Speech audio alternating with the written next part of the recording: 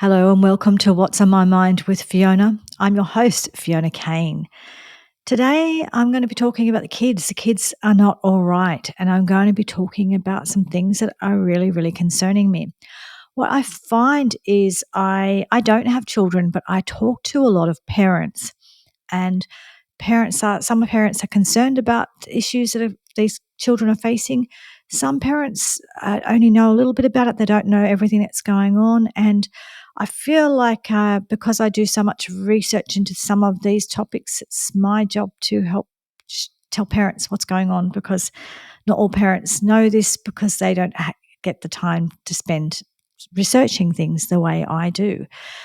So what I'm talking about a few different things. So I'm actually going to be starting by talking about why kids are depressed and why they're having the issues that they're having. And then I'm going to go into a bit of a broader discussion, or no, a bit of a narrower discussion, particularly talking about what's happening in Australian schools, which I've done a little bit of research into since the last time I spoke to you. So the first thing I just wanted to talk about is that one of the things that we do, we've got all these, when we're wondering why I haven't got the stats in front of me, but there's a lot of children are on medications for all sorts of things, whether it be for the ADDs, ADHDs, but also for depression, anxiety, those kinds of things. Why are the kids so depressed? And I'm going to put out some of the things that I think are contributing towards it, and then talk a little bit more about what's going on in schools and what I'm concerned about. So first of all, when we look at why are children or just young people, not just children, just the young generation, why are they so depressed? So I'd start by saying be aware of what we're teaching our next generation, because what I find is now what we're teaching lots of things. Okay, so one of the things we're teaching them is that there's a climate catastrophe. And, I personally think there is not a climate catastrophe. There might be climate change, questionable about whether or not it's caused by humans. Even if it is so, there's lots of people that can sensibly address this topic, and we can do that. However, that's not how it's been taught to children. The way it's been taught to the young people is that there is a climate catastrophe. We're all going to die very, very soon. There's not going to be a planet for them to grow up on. There's no point to their life. And that they shouldn't have children because it's bad for the environment, because it's, using up resources. So they can't expect to grow up and, buy a house and settle down and have children or do anything like that. If they did, they would be selfish, and they're not going to get to anyway, because there's going to be no planet, right? Now, even if this was true, which I personally don't believe it is, but let's just argue for the sake of argument, just say it's true. Even if that is true, how helpful is it to tell little children this? Do you wonder why they're depressed? Right? And then on top of that, they're also told that people don't care. Nobody cares. Nobody's doing anything. And, when you see the billions of dollars around the world that are being spent on all this net zero stuff and whatever, people are doing things. I think they're doing a lot of the wrong things, but they're just being told nobody cares. And they've got Saint Greta there as their sort of, saint of the children. And so this sort of very deeply disturbed young girl who's an adult now, who is the expert on all these things, and she's had her childhood taken from her, so she knows all about it. I mean, she didn't even go to school. She wasn't at school most of the time. And now she's got a keffiyeh on her head, running around singing Free, Free Palestine and climate justice for there's this thing called intersectionality, where they basically link everything. So if you've noticed that basically if 1 minute you've got a placard for climate change, the next minute it's Free Palestine, next minute it's trans rights, whatever it is, it's like same, different, right? So the children are all being taught, this comes out of the same hymn book basically. So if you tell the children the world's about to end and nobody cares and nobody's doing anything about it and they're not going to have a life, surprise, surprise, they might be angry, they might be sad, they might be depressed. Of course, I would be too.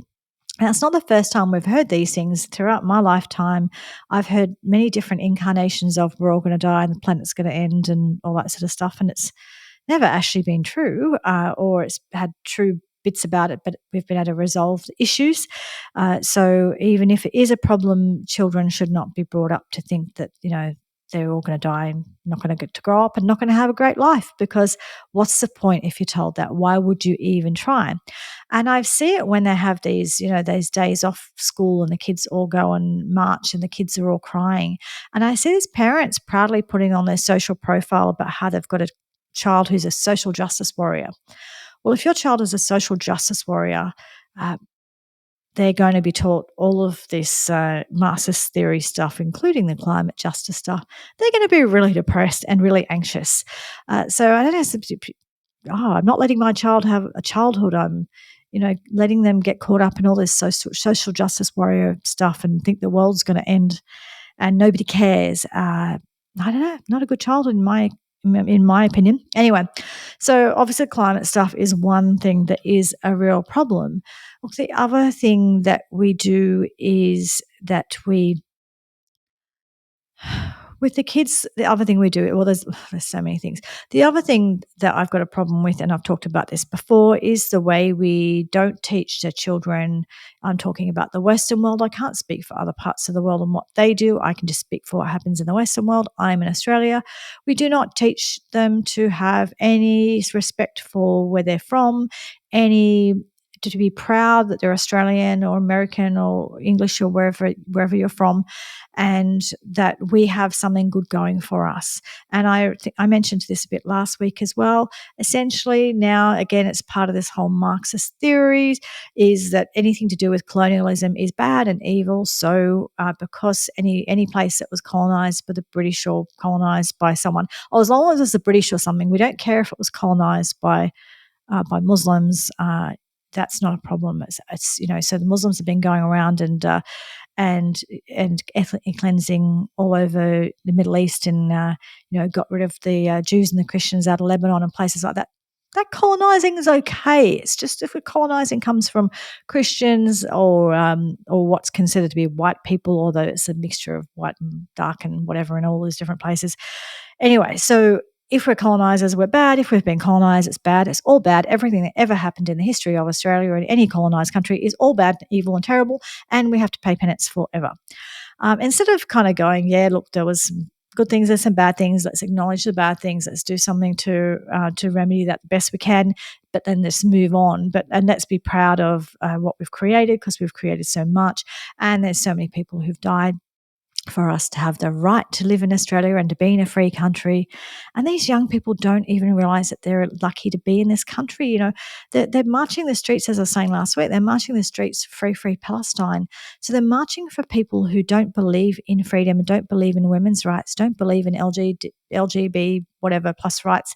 And they're ashamed of places like Australia and think it's terrible here, when they've got those rights. That the reason they're able to march down the street in Australia is because they've got those rights, the same rights that they would not have if they live in the place that they're marching for.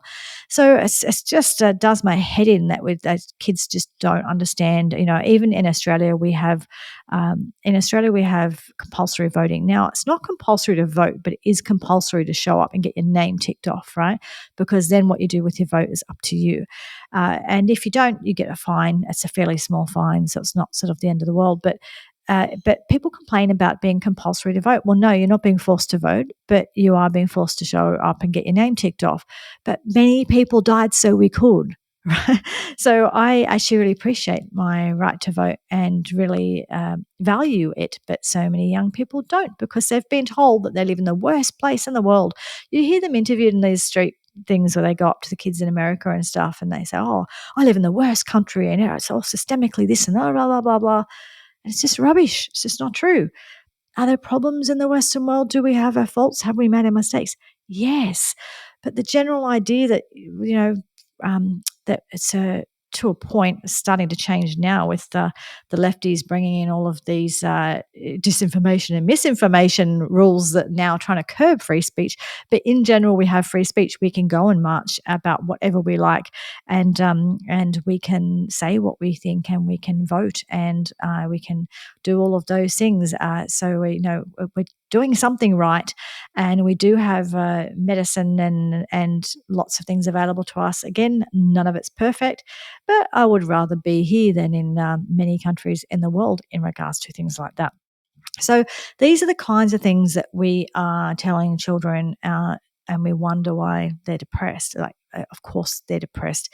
We're telling them that they've got no future and nobody cares, and also we're a really horrible, terrible place, not worth fighting for, because we're just all thoroughly racist and this ist and that ist and this phobe and something other, So if you're brought up in a place thinking that everyone's really horrible, of course, and we're terrible and hate everybody, you wouldn't feel proud, would you? And if you were never taught the things to feel proud of, if you're not taught any history, any sort of real history and understanding the things that we got right. They're not taught about any of the things we got right. So there's a problem. So the other thing I wanted to go into a little bit more is the kind of stuff that's going on in schools and how they are essentially weaponizing kindness, and they're changing reality. And we need to understand that this is going on because it's going on under your nose. If you've got kids and your kids are in school anywhere in the Western world, this is the sort of stuff that's going on right under your nose. So what's happening is they're doing this extreme language contamination where they're changing language. And so and I have talked about this sort of stuff before, where they're saying that instead of being your sex being observed at birth, that it's what's the word now? The word's not coming to assigned, right? So we're saying sex is assigned at birth rather than observed. It's observed, right? And we're saying that there's lots of genders. You could be anything you like, and there's millions of different genders, and we could fit into anything. And we don't want anything to be binary or anything to be just two sexes or anything like. So we're teaching children that there's not just two sexes. And even now in Australia, and I've heard this from my friends, when their kids go to school, the little kids in this, like, little schools, 6 years old, whatever, they are being taught that okay, they've been taught the basic anatomy of what men have and what women have, but then they're also being told, but if you've got basically men's anatomy, it doesn't mean you can't be a woman, and vice versa. So they're confusing the hell out of these children. But what's happening is, so we are using this language. So we're using gender instead of sex, and we're using pronouns, and we're using incorrect pronouns, and we're calling mothers birthing persons, and instead of breastfeeding, we're saying chest feeding, and we're just basically changing all of the language, and it's not okay to change just this language. As soon as we start using this language, we're using the language of the cult. And once you start using the language of the cult, you cannot fight against the cult. Your children actually need to see you living in reality and being in reality, and learn the reality. And they don't learn that if you start using the language, which is why I encourage people not to use put their pronouns in their bios for LinkedIn or whatever. You think, it's being kind, but it's actually buying into this whole cult, and it's not healthy. When I was first introduced to a lot of this stuff, you think, it's just being kind. It's terrible. People are born in the wrong body. You want to support them, blah, blah, blah. But then when you go more into this, you realize there's a whole lot of nasty stuff underneath it, and that it is a cult, and you cannot use the language. If you do, you're supporting the cult, and you can't deal. If you're not in reality, you can't deal with reality with people. You can't have conversations, productive conversations. So what's happening is, in schools, people like the school counselors, they are redefining words, and they're redefining words like safety and abuse. So we would obviously abuse, you would understand abuse, like you'd be abusing your child if you were harming them, and something like if you were physically hurting them, sexually abusing them, something like that, right?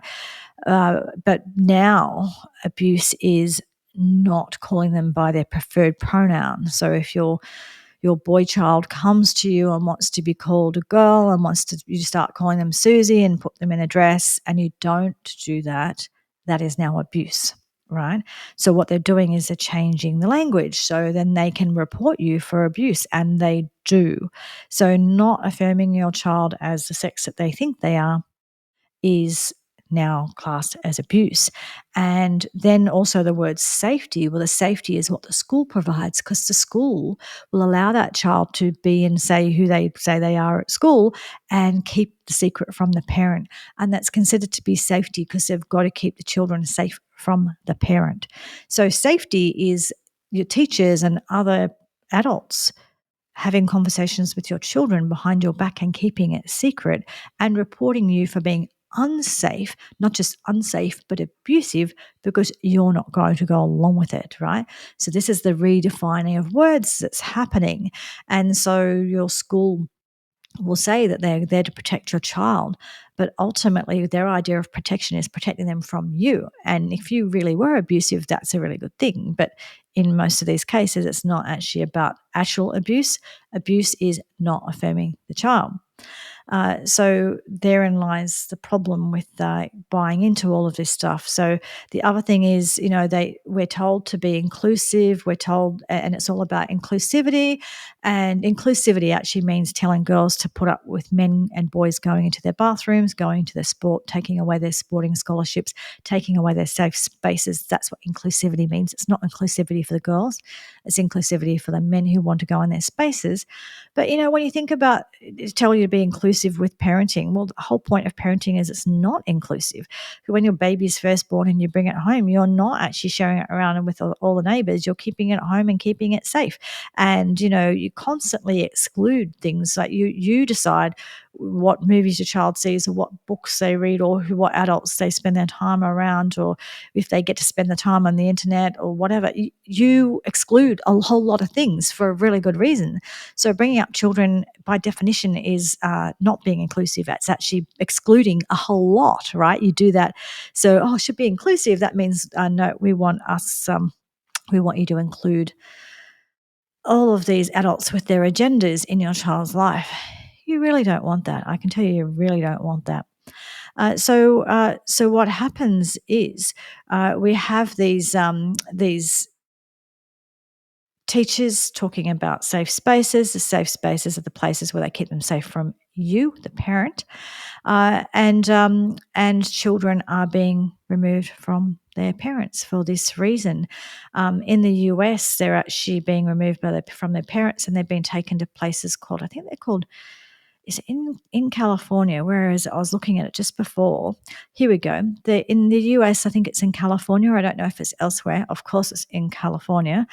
They've got the residential facilities. They're called unicorn homes, and they're being built to keep these children safe from you, so they can take the children away from the parents, put them in these homes so they can get all of the gender affirming care. So gender affirming care is opposite to what it sounds, because gender affirming would be your child is a girl and you acknowledge that they're a girl and you help them learn how to be comfortable being a girl, which puberty usually resolves that issue.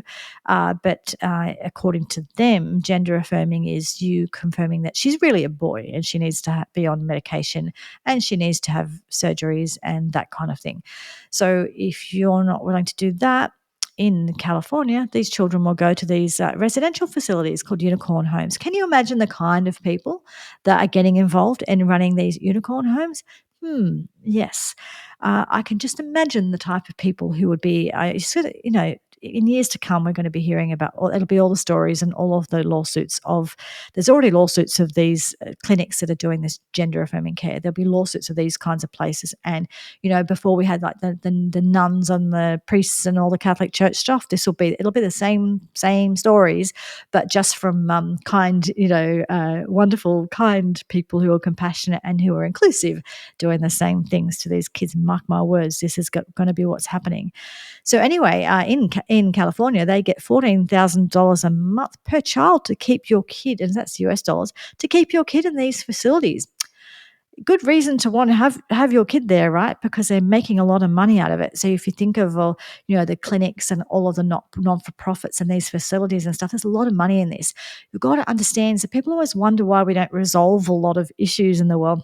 One of the reasons we don't resolve them is there's a lot of money in being an advocate for these issues. There's a lot of money in fighting for people's rights. And so when they get them, we just want to pretend they don't have them and just go back to go back again and say, we're fighting for your rights again. So that's why you never see these issues get resolved. If they get resolved, there's a lot of people that miss out on money. And this has become a very, very good industry to make a lot of money out of. So they are making money in this industry. So that's why, I don't know how long before we have unicorn homes in Australia, but I'm sure they will have them. So what the schools are doing now, and this is something I've checked that is actually happening in Australia. So schools are framing the world for children, and they're doing it through what's called a whole child approach. And so which is where they view everything through what's called a social emotional lens, which encompasses queer theory and critical race theory. Critical race theory is basically when you see everything on the basis of race, and you think that racism is rife through everything, and you see everyone as being oppressors and oppressed. So essentially, if you're white, you're an oppressor. If you've got dark skin, you're oppressed, and no one can come out like the oppressed person can never become not oppressed, and the oppressor is always going to be the terrible oppressor. Full stop. You just can't sort of get anywhere from there. So that's what critical race theory is. Queer theory is accepting all this gender stuff that I have been talking about everything from that place. So essentially, the whole child approach is viewing everything through those lenses. So they've got language, and language sounds lovely. And that's where you get social emotional learning. That sounds beautiful, doesn't it? Social emotional learning. That sounds like a great thing. You'd want your children to have that. But once you find out what it is, you would not want your children to have that. You need to understand what these things are.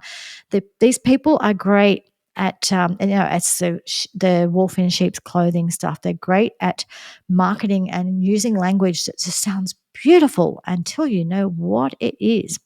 So social emotional learning, UNESCO apparently are the ones that are pushing this. They're pushing the comprehensive sex education program, the UNESCO. And so I'm going to tell you a little bit about both of these, social emotional learning and comprehensive sex education, because they're the two big things that are being pushed through our schools. The most important thing going through the schools, everything is about them. So with the comprehensive sex education program, you think, oh, that sounds good. They're getting no, I'm not saying there's anything wrong with sort of basic education around things, but this is not that. So essentially with comprehensive sex education, your children are being taught that their core identity and purpose are rooted in their sexuality. The whole core identity and purpose rooted in their sexuality? What? So they're also being taught about the right to have sexual pleasure from the age of 0 upwards. So they're teaching this to small children. And that right takes precedence over other rights. They're also being taught about privacy and confidentiality rights that supersede their parents' rights in regards to their sexual education. So they're basically being taught that we can talk to you and we can have these private conversations. We don't want your parents involved. Don't include them. Well, what did we used to call people who said that? Yes, we used to call them the G word, groomers, right? But now kids are being taught that, to talk to anyone but their parents about these things. These are being outsourced. This education is being outsourced, which helps in the education department kind of having a slight distance from it all and not being held accountable for any of this. And there is a website called indefenseofchildren.org if you want to find out more about this, indefenseofchildren.org. So what they do too, these people, these third parties that they outsource to, they are also the same people who are involved in prescribing the medications that they use, like the puberty blocking medications that they use to sort of just put puberty on pause. You can't just put puberty on pause. They say you can, but you can't. You do a lot of damage in doing that, but that's what they're doing.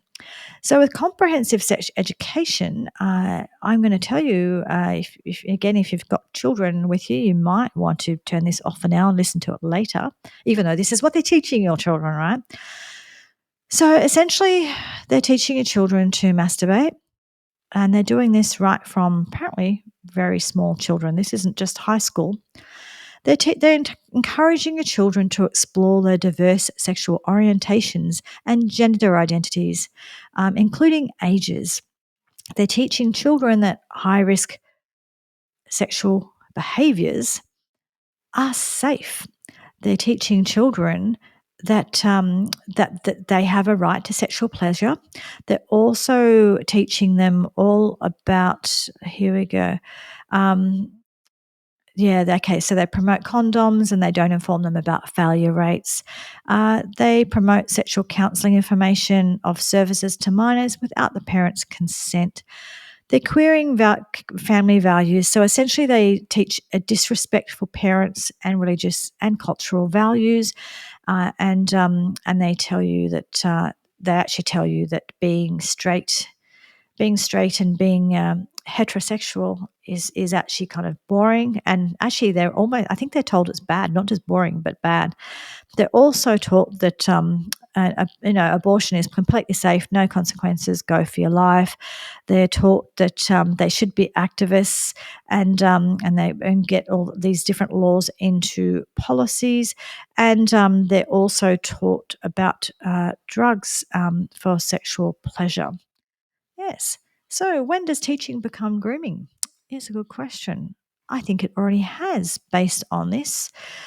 So then what they do is, okay, so it becomes grooming when they use LGBT protections to bring overtly sexual content to children. And that's what they're doing in the name of being inclusive for LGBT plus whatever students. They've actually just brought in all of this grooming and sexual language. So, grooming is behavior that primes a child for sexual activity, which is what this education is doing. And it's making children feel special in order to form a bond. Let's not tell your parents. Let's just talk about this. That's what they're doing. And it's also for the purposes of encouraging that child to engage in sexual conduct with themselves or with others. So even if you're just grooming them to pleasure themselves, that is still grooming, right? And then it's like sharing explicit and intimate details of a sex life. And you see them all. If you go to Libs of TikTok, you see all of their teachers really angry if they're not allowed to share their sex lives with their children. And that's what the big law down in Florida was in the US, and everyone went on about it. Don't say gay bill. It was not like don't say gay. It's just saying don't talk to 6-year-olds about this stuff. And by the way, teachers don't need to share their sex lives with their students. And the teachers are really upset that they couldn't go in and tell their students about their sex lives. The students don't need to know. When I was at school, I didn't need to know I didn't know anything about my teachers, hardly at all, and I shouldn't have known them. You shouldn't have to know about your teachers. So this is the kind of thing that they're doing in schools. So they're actually teaching them a whole bunch of stuff and they're confusing them, right? You tell children there's 100 different genders. You're constantly questioning, do you think you might be this or that or this sex or that sex? You're constantly questioning that because you're trying to lead them towards a certain place. So social emotional learning, tell you just a little bit more about that, and I'm kind of getting a bit over time, so I'll probably have to go into it more another time. But with social emotional learning, basically it's a Trojan horse to bring in critical race theory, sexual orientation, gender identity, ideology, and queer theory, social justice, and Marxism. So it's what it really is. And so social emotional learning is, again, it's just all about. So they talk about this social emotional learning, and the question is through whose lens is it through? And it's through the lens of queer theory and critical race theory. So they say they're going to teach children how to make responsible decisions, but everything relates back to queer theory and critical race theory. So they make it sound like they're offering you something really good. Oh, here you go, queer theory. Queer theory says that heterosexuality is oppressive. Yes, it's oppressive. So being, mum, dad, whatever, you're just oppressive just for existing, right?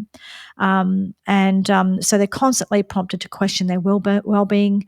They're sort of saying that this isn't a type of entrapment because children are led towards specific beliefs or behaviours through this biased lens. So the biased lens they're getting from these teachers, I'm not saying all teachers, I'm just saying this is a sort of stuff that's in the curriculum.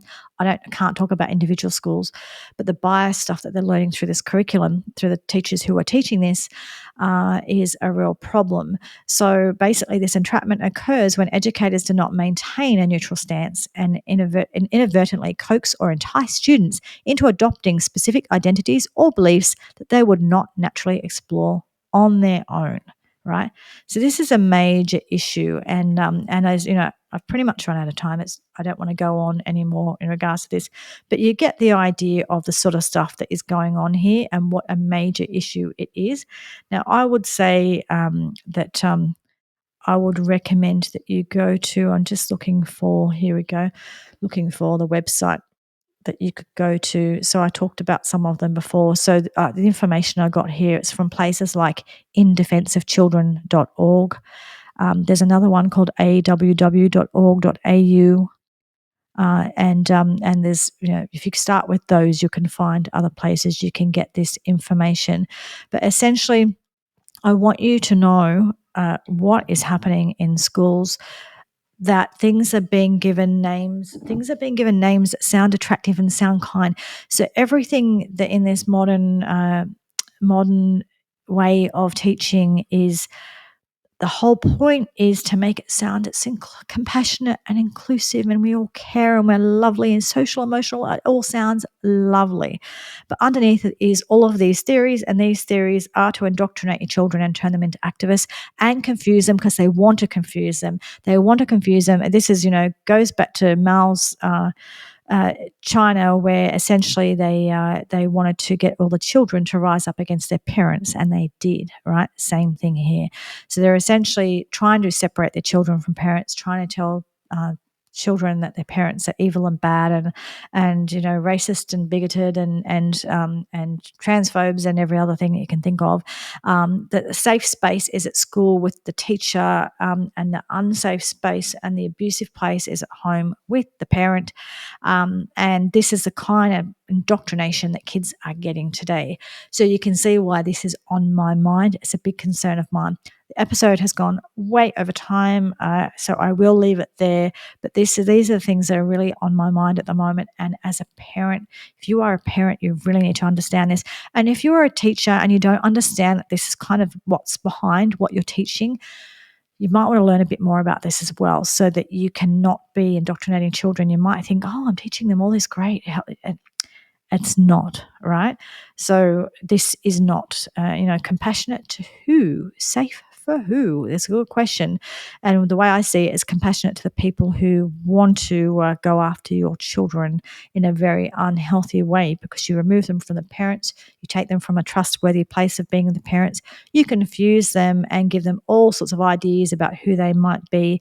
And then, then the people who get to come along and rescue the children from these unsafe parents. Well, who do you think they are, and what do you think their intentions are? I'll leave you to think about that one. Sorry, it's been a bit of a depressing episode, but I just really, like I said, it's what's on my mind with Fiona. This is what's on my mind. Please like and subscribe and share and tell parents about these issues. It's really important that we know what's going on with the children. The kids are not all right, and unfortunately, it's happening. It's happening in schools, and it's happening throughout society. And we've got to, if we want to stop it, we have to know what's going on. We have to actually start asking more about what's going on in these classrooms. When you ask them, they won't share it with you, by the way. So that's why you need to go to some of these websites, get involved in grassroots with some of these groups, find out what they're doing and help them, so that we can help the kids. Anyway, I hope you have a good week. Sorry, after telling you all this, and please share, and I'll talk to you again next week. Thank you. Bye bye.